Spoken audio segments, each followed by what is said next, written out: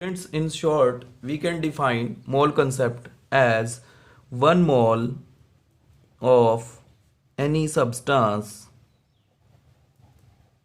is equal to its gram atomic mass.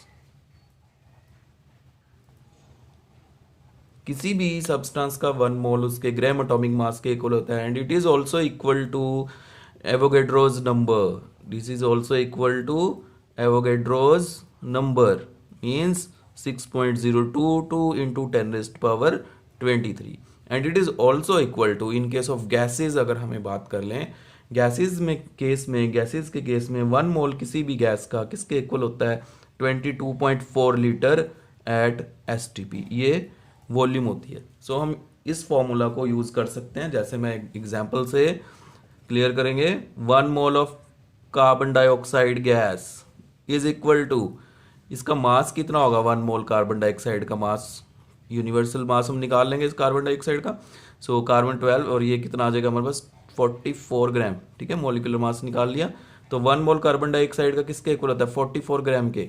And 44 gram carbon dioxide sample के अंदर कितने carbon dioxide molecules होंगे, that is 6.022 10⁻23 molecules. ठीक है, इतने मॉलिक्यूल्स प्रेजेंट हो गए 44 ग्राम्स में. अगर हम वॉल्यूम देखें कि 1 मोल या 44 ग्राम कार्बन डाइऑक्साइड का कितना वॉल्यूम ऑक्यूपाई करेगा ये, तो ये वॉल्यूम ऑक्यूपाई करेगा that is 22.4 litre at STP. So ये मैंने मॉल कॉन्सेप्ट यूज कर दिया है इसके ऊपर. ठीक है, आपको किसी भी टू का रिलेशन देगा, चाहे वो 1 मोल में मोलिक्यूल पूछे या 22 ग्राम में मोलिक्यूल पूछे या 22 ग्राम में कितनी वॉल्यूम है ये भी पूछ सकता है. इसको हम यूज करेंगे, इस कॉन्सेप्ट को यूज करेंगे टू सॉल्व न्यूमेरिकल्स. ऑल्सो एक और हमारे पास फॉर्मूला है कि अगर हमने मोल्स निकालने हैं, नंबर ऑफ मोल्स सिंपली अगर हम निकालें तो कैसे निकालते हैं, मास गिवन मास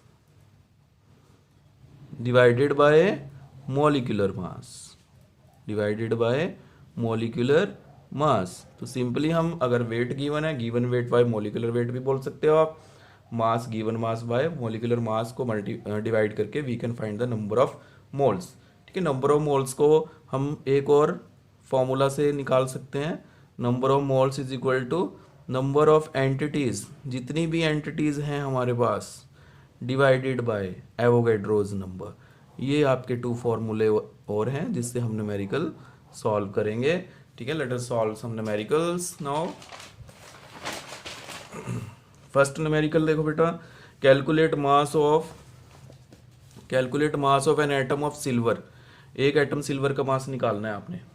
तो गिवन क्या प्रोवाइडेड आपको कि सिल्वर का जो ये गिवन होगा आपको, सिल्वर का हमारे पास जो मास होता है एटॉमिक मास दैट 108 ग्राम्स, ये गिवन होगा. सो यहाँ से हम फाइंड आउट कर लेंगे बाय यूजिंग मोल कंसेप्ट. एक एटम सिल्वर का मास निकालना है. So we use 1 mole of silver has mass, कितना मास है 108 ग्राम्स. ठीक है, तो एक एटम का हमने निकालना है. तो इसके अंदर 108 ग्राम है और कितने एटम्स होंगे 1 मोल सिल्वर में, कितने एटम्स होंगे हमारे पास 6.022 इंटू 10⁻23 एटम्स. अब रिलेशन देखो किस किस के बीच में, मास और एटम्स, मतलब मास और एटम्स इनको हमने इक्वल रखना है. सो यहाँ पे हम रखेंगे 6.022 10⁻23 एटम्स का मास कितना है 108 ग्राम. सो 1 एटम का मास आ जाएगा हमारे पास 108 डिवाइडेड बाय 6.022 इंटू 10⁻23. इसको सॉल्व कर लेंगे and we get the answer that is 1.7 into 10⁻22 grams. ये आपका 1 एटम का मास आ गया. ठीक है, इसी तरह से आपने सेकंड फाइंड आउट करना है, ए मॉलिक्यूल ऑफ कार्बन डाइऑक्साइड. सो यहाँ पे हम लिखेंगे 1 मोल कार्बन डाइऑक्साइड, इसका मास कितना होता है 44 grams and it is equal to कितने मॉलिक्यूल्स होंगे 44 ग्राम में 6.022 into 10⁻23 molecules. So again mass और मॉलिक्यूल्स के बीच में रिलेशन है.